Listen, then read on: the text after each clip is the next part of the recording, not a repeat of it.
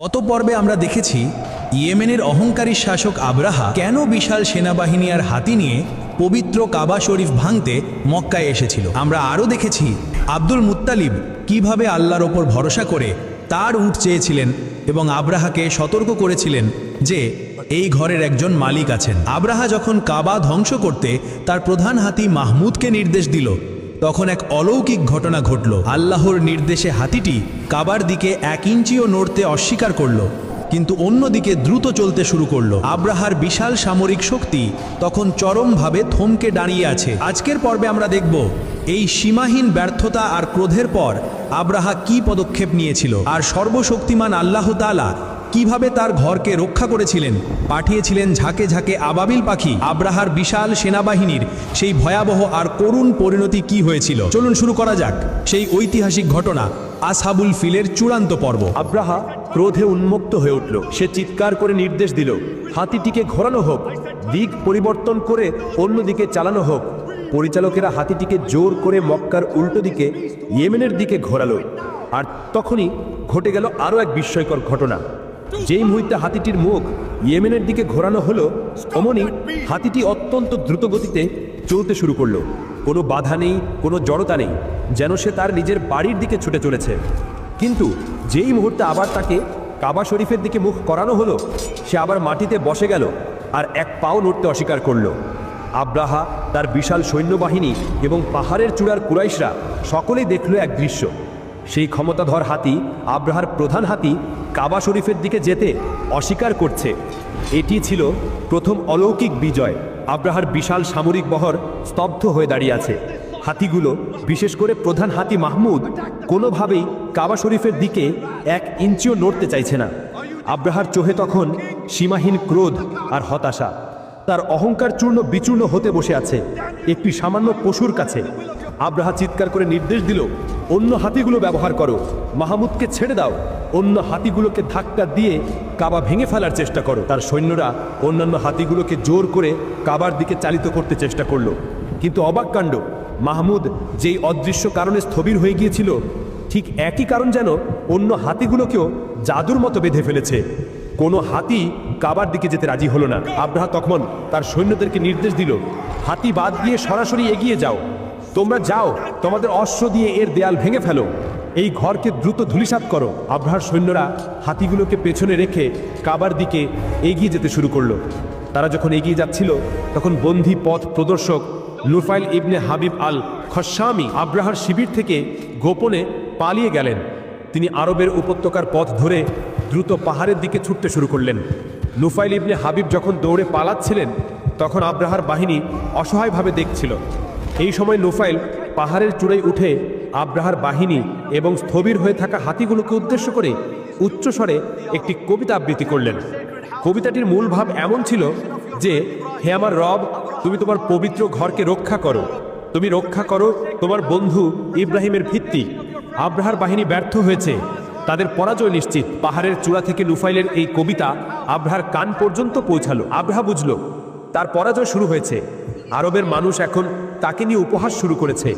তার সকল উদ্ধত্ত আজ এই কাবার দরজায় এসে থমকে গেল। সে তার সৈন্যদের নিয়ে এখন কি করবে? ফিরে যাবে? কিন্তু ফিরে যাওয়া মানে চিরতরে আরবের কাছে পরাজিত হওয়া। সে সিদ্ধান্ত নিল ফিরে যাওয়া নয়, আক্রমণ, সরাসরি আক্রমণ। আব্রাহা যখন তার সৈন্যদের নিয়ে সিদ্ধান্তহীনতায় ভুগছে, ঠিক তখনই এক অভাবনীয় ঘটনা ঘটল। ঘটনাটি এমন যা কেউ কোনোদিন স্বপ্নেও ভাবেনি। আকাশের দিকে তাকিয়ে হঠাৎ সবাই চিৎকার করে উঠল, দূর দিগন্ত থেকে এক ঝাঁক পাখি উড়ে আসছে। এই পাখিগুলো কোনো সাধারণ পাখি নয়, আকারে তারা ছিল ছোট, আবাবিল বা চড়ুই পাখির মতো। তাদের সংখ্যা ছিল বিশাল, শত শত হাজার হাজার পাখি যেন অন্ধকার মেঘের মতো আকাশ ছেয়ে ফেলেছে। পাখিগুলো আব্রাহার সৈন্যদের ঠিক মাথার উপর এসে থামল। প্রত্যেকটি পাখির মুখে এবং 2 পায়ে ছিল ছোট ছোট পাথর বা কাদামাটির ডেলা। ঐতিহাসিকরা মনে করেন এই প্রতিটি ডেলা ছিল একটি ডালের বা শিমের বীজের সমান। এই পাথরগুলো ছিল দেখতে সাধারণ, কিন্তু তাদের ভেতরের শক্তি ছিল অকল্পনীয়। পাখিদের ঝাঁক আব্রাহার সৈন্যদের উপর সেই ছোট ছোট পাথরগুলো ফেলতে শুরু করলো। যেই সৈনিকের উপর সেই পাথর পড়ল, সাথে সাথে তার শরীর ছিন্ন ভিন্ন হয়ে গেল।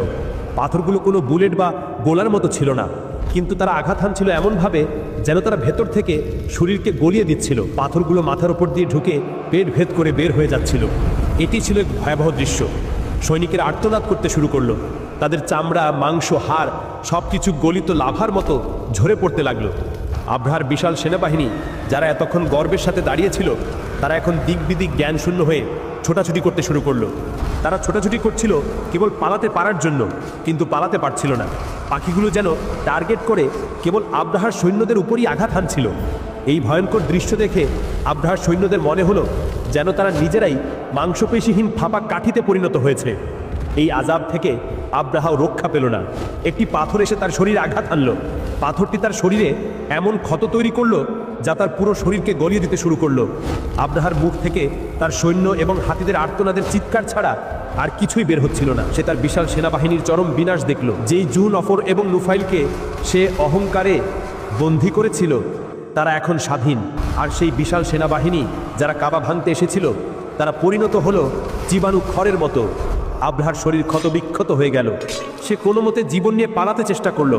তার বাকি সৈন্যরাও পাগলের মতো ইয়েমেনের দিকে পালাতে শুরু করলো। এই বাহিনী মক্কা পর্যন্ত পৌঁছাতে যে সময় নিয়েছিল, তার চেয়ে অনেক দ্রুত তারা পালাতে শুরু করলো। কিন্তু মৃত্যু তাদের পিছু ছাড়ল না। আব্রাহা নিজেও ইয়েমেনে পৌঁছানোর আগেই পথেই মারা গেল। এদিকে পাহাড়ের চূড়ায় আশ্রয় নেওয়া মক্কাবাসীরা দূর থেকে এই অলৌকিক দৃশ্য দেখছিল। তারা যখন দেখল আব্রাহার বিশাল বাহিনী নেই, কেবল মৃতদেহ পড়ে আছে, তখন তারা ভয়ে ভয়ে মক্কার দিকে ফিরে আসতে শুরু করলো। তারা যখন মক্কায় পৌঁছালো, তখন তাদের চোখ গেল কাবা শরীফের দিকে। কাবা শরীফের একটি ইটও ভাঙেনি। পবিত্র এই ঘরটি অক্ষত অবস্থায় দাঁড়িয়ে আছে। তার পাশে পড়ে আছে সেই ধ্বংসকারী সৈন্যবাহিনীর মৃতদেহ, যারা এসেছিল এই ঘরকে ভেঙে দিতে। মক্কার মানুষজন তখন এক আল্লাহর অপার কুদরত আর মহিমার কাছে নতজানু হলো। এই ঘটনা তাদের কাছে এক অবিস্মরণীয় স্মৃতি হয়ে রইল। এই অলৌকিক ঘটনার কারণে আরবের বুকে মক্কা এবং কাবা শরীফের মর্যাদা বহুগুণ বেড়ে গেল। এই ঘটনা আরবের সব গোত্রকে এই বার্তা দিল যে এই ঘরের একজন মালিক আছেন। তারা আব্রাহার সেই ভয়াবহ পরিণতি দেখে নিশ্চিত হলো যে কাবার সাথে কোনো শত্রুতা করা মানে স্বয়ং আল্লাহর সাথেই শত্রুতা করা। মক্কার মানুষজন, বিশেষ করে কুরাইশ গোত্রের সম্মান আরবের অন্যান্য গোত্রের কাছে এতটাই বেড়ে গেল যে তারা মক্কার মানুষদেরকে আহলুল্লাহ বা আল্লাহর ঘরওয়ালা বলে ডাকতে শুরু করলো। তারা নিশ্চিত হলো এই ঘরের সেবক হওয়ার কারণেই আল্লাহ তাদেরকে এই ভয়ানক বিপদ থেকে রক্ষা করেছেন। এর ফলশ্রুতিতে কুরাইশদের বাণিজ্য কাফেলাগুলো আরবের যে কোনো অঞ্চলে কোনো বাধা বা শুল্ক ছাড়াই চলাচল করতে পারত। এই অলৌকিক ঘটনা মক্কার অর্থনীতি ও মর্যাদাকে এক নতুন উচ্চতায় নিয়ে গিয়েছিল। এই ভয়াবহ ও অলৌকিক ঘটনাটি চিরকালের জন্য সংরক্ষণ করা হয়েছে বিশ্ব মুসলিমের পবিত্র গ্রন্থ আল কুরআনে। আল্লাহ তার রাসূলের মাধ্যমে একটি পূর্ণাঙ্গ সূরার মাধ্যমে এই ঘটনার সাক্ষ্য দিয়েছেন। সেই সূরার নাম সূরা আল ফিল। আল্লাহ তাআলা এই সূরায় বলেছেন, তুমি কি দেখোনি তোমার পালনকর্তা হাতির অধিপতিদের সাথে কিরূপ ব্যবহার করেছিলেন? তিনি কি তাদের চক্রান্ত ব্যর্থ করে দেননি? তিনি তাদের উপর পাঠিয়েছিলেন ঝাঁকে ঝাঁকে পাখি, যারা তাদের উপর পাথর নিক্ষেপ করেছিল, কাদামাটির ডেলা, সিজ্জিল। অতঃপর তিনি তাদেরকে ভক্ষিত শস্য খেতেও কত করে দেন। কোরআনের এই আয়াতগুলো প্রমাণ করে এই ঘটনা কোনো লোককথা নয়, এটি এক সত্য ঘটনা যা আল্লাহর কুদরতের এক জীবন্ত নিদর্শন। এই ঘটনাটি কেবল একটি ঐতিহাসিক ধ্বংসযজ্ঞ নয়, এটি ছিল ইসলামের ইতিহাসের একটি গুরুত্বপূর্ণ প্রাক্ষণ। এই ঘটনাটি যেই দিন ঘটেছিল, ঠিক সেই বছরেই সেই দিনগুলোর আশেপাশে মক্কার সেই পবিত্র উপত্যকায় জন্মগ্রহণ করেছিলেন সৃষ্টির শ্রেষ্ঠ মানব, ইসলামের সর্বশেষ নবী মুহাম্মদ সাল্লাল্লাহু আলাইহি ওয়াসাল্লাম। রাসূলুল্লাহর জন্মের সময়টাকে চিহ্নিত করার জন্যই আরবের মানুষ সেই বছরটিকে স্মরণ করত আমুল ফিল বা হাতির বছর নামে। আল্লাহ এই ঘটনা দিয়ে বিশ্বকে দেখিয়ে দিলেন যে তিনি তার ঘরকে রক্ষা করেছেন এক বিশাল সামরিক শক্তি থেকে। এর মাধ্যমে তিনি ঘোষণা করলেন, এই ঘরকে ধ্বংস করার জন্য কেউ নেই, বরং এই ঘর থেকেই শীঘ্রই এমন একজন মানুষ আসবেন যিনি গোটা বিশ্বকে সত্যের আলো দেখাবেন। আসহাবুল ফিল বা হাতির ঘটনা আমাদের জন্য একটি চূড়ান্ত বার্তা বহন করে। এক, আল্লাহর পবিত্র ঘরের রক্ষক কোনো মানুষ বা সেনাবাহিনী নয়, তিনি নিজেই এর রক্ষক। দুই, এই ঘটনা প্রমাণ করে যে অহংকার, উদ্ধত্ত এবং সামরিক শক্তির চেয়ে আল্লাহর কুদরত ও ক্ষমতা অনেক বেশি শক্তিশালী।